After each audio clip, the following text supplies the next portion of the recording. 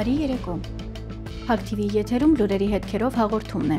Մեր հեռուստադիտողի համար առանձնացրել ենք օրվա ամենակարևորը։ Արամուսում նյարդերը չեն հանդարտվում տեղի ունեցած սպանությունների շարքից հետո։ Բնակիչները Փաստինֆոյի հետ զրույցում նշել են, որ սպանությունները ըստ ամենայնի կանխամտածված են եղել։ Ավելին, անգամ ցուցակ է ունեցել մարդասպանը, թե որոնց պետք է սպանի։ Ըստ տեղեկությունների ցուցակում եղել է 21 անձի անուն։ Արդեն հաստատվում է, որ առաջին սպանությունը եւս պատահականություն չի եղել։ Համենայն դեպս չարագործը նախապես ճշտել է նրանց գտնվելու վայրը։ Այն է զանգել է հարևանին, ով ասել է, որ Գազարի դաշտերում են, չիմանալով, որ իրենց սպանողին են հայտնում իրենց գտնվելու վայրը։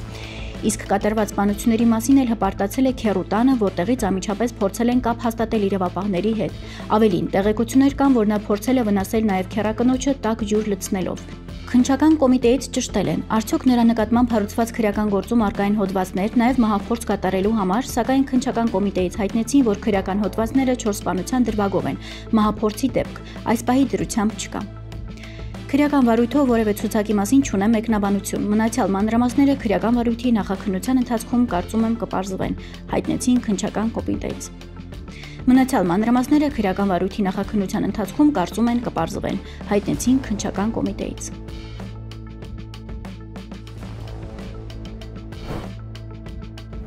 Հայաստանի պաշտոնական ներկայացուցիչը հայ գերիների խնդիրը պատշաճ չի ներկայացրել ԵԱՀԿ ԺՀՄԻԳ-ի միջոցառմանը։ Փոխարենը ակտիվ են եղել Հայաստանում գործող հասարակական կազմակերպությունները։ Այդ մասին ահազանգում է Միջազգային եւ համեմատական իրավունքի կենտրոնի նախագահ Սիրանույշ Սահակյանը։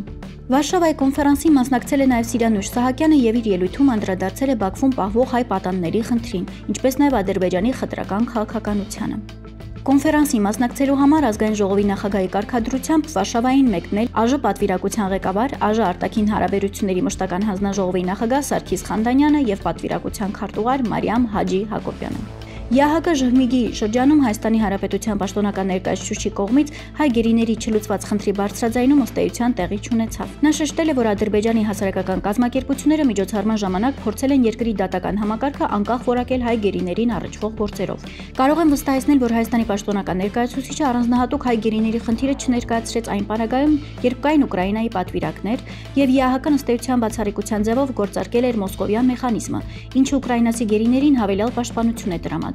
Հետաքրքրական է, որ նման մեխանիզմ չի գործարկվում հայ գերիների առնչությամբ այն պարագայում, երբ նույն ԵԱՀԿ-ի համատեքստում փակվում է Մինսկի խումբը, որի առաջնային մանդատը թեև հակամարտության լուծումն էր, բայց այն պատասխանատու էր նաև հակամարտության հետևանքով ծագած մարդու իրավունքների խնդիրների համար, ինչպիսին վերադարձի իրավունքն է եւ փախստականների իրավական պաշտպանվածությունը, նշել է Սահակյանը։ Նա շեշտել է, ստացվում է քաղաքական հարտակը, որն անտեսում է արցախցիների վերադարձի իրավունքը, միաժամանակ չի կրում քաղաքական պատասխանատվություն, ստեղծելու առնվազն մի մեխանիզմ, որը կարող է մարդասիրական աջակցություն ցուցաբերել հայ գերիներին այնպիսի արտակարգ դրության պայմաններում, երբ Ադրբեջանում փակվել է նաև Կարմիր խաչի միջազգային կոմիտեի գործունեությունը։ Կուսակցությունը դիմել է ամենայն հայոց կաթողիկոս Գարեգին II-ին։ Դիմում են Գարեգին B-ին։ Ամբողջ վեհարանը ձերբակալվում է մենակ հայտարարություն անելով չէ։ Հիմա ժամանակն է, որ եկեղեցու զանգերը հնչեն եւ ժողովուրդը դուրս գա փողոց, բայց դու նստած ես տեղդ, նույնիսկ մի անգամ զանգ չես հնչեցրել։ Մեր Հիսուս Քրիստոսը մատաղ եղավ ժողովրդի համար, իսկ դու իբր նրա հետևորդն ես։ Վեր կաց։ Զանգերը հնչեցրու բոլոր եկեղեցիներում։ Մենք մեր հավատքի հետևորդներն ենք եւ ոչ ոքից չենք վախենում։ Եթե չես գործում, արդեն պարզ է, քո գահն ու ունեցվածքը պահելու համար պատրաստ ես բոլորին մատաղ անել։ Տիրոջ տունը աղոթքի տուն է կոչվում, իսկ դուք այն վաճառատեղի եք դարձրել, հայտարարել են կուսակցությունից։